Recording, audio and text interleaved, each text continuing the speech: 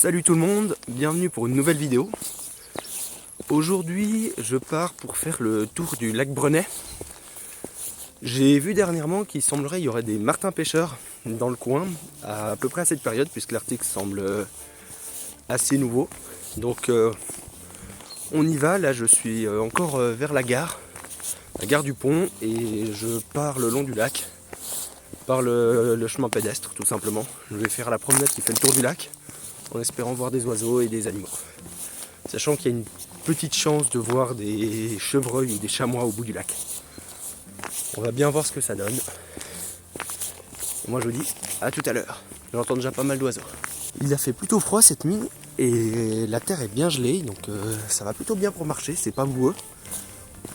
Donc ça c'est cool. Et il y a peut-être moyen de faire quelques clichés assez sympas puisque le lac a un tout petit peu gelé. Donc il faudra que je voie si ça dégèle pas avant que j'arrive à un endroit sympa. Mais il y a peut-être moyen de faire des photos.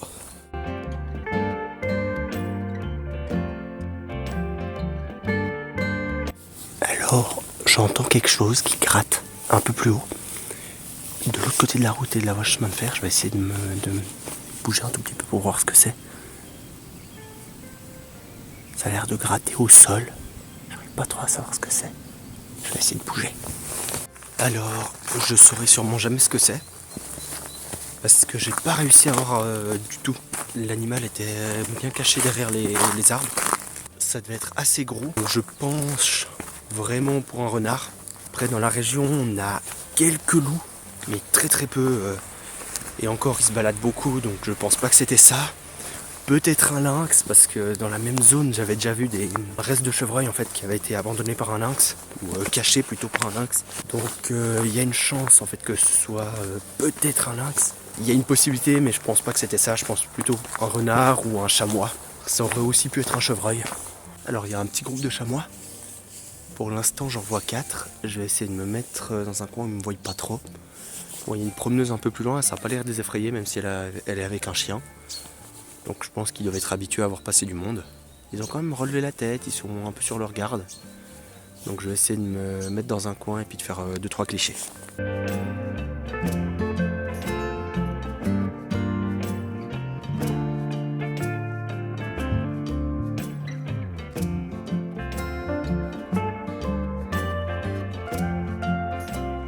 Très content. En gros, je me suis approché avec un petit bosquet d'arbres. Je suis resté derrière et j'ai pu traverser, je pense, la moitié du champ, comme ça.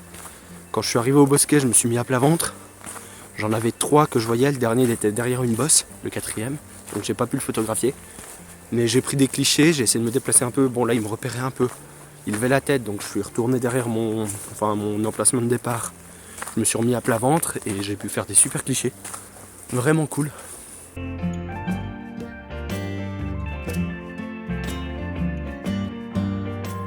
Là je vais un peu au bord du lac parce que c'est gelé, ça a l'air assez joli.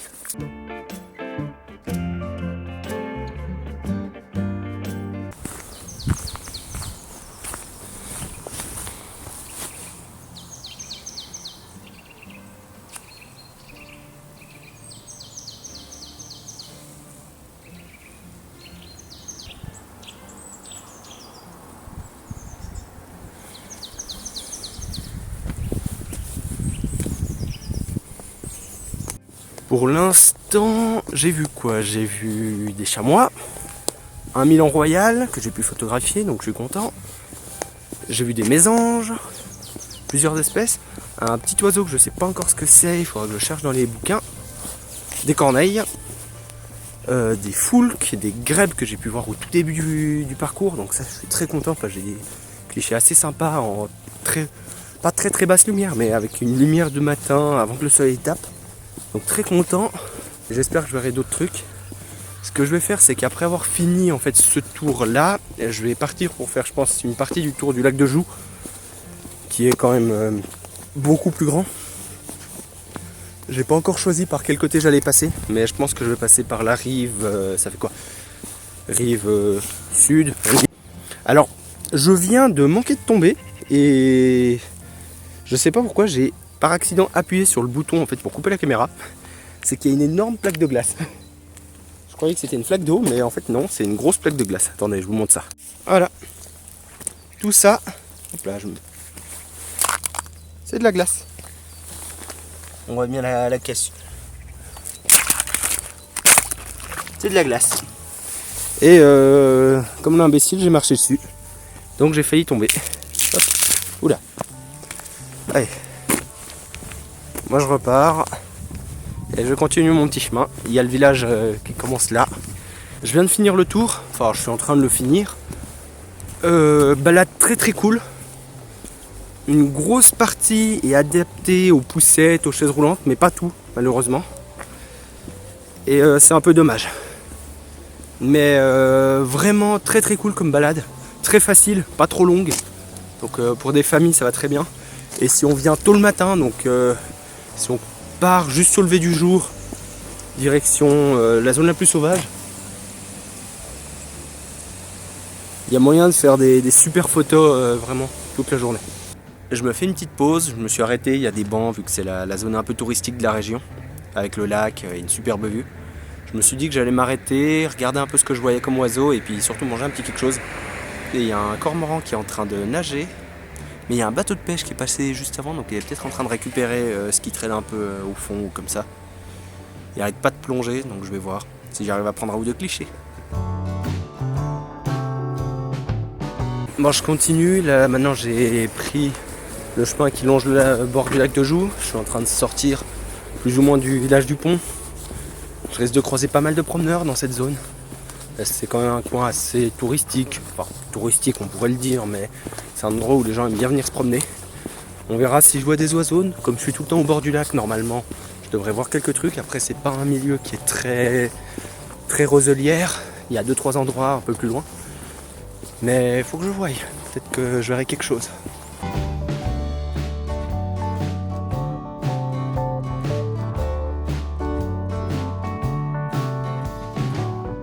La chose la plus importante quand on se balade comme ça sur de longues durées, en fait dans des milieux peu sauvages, c'est l'ouïe.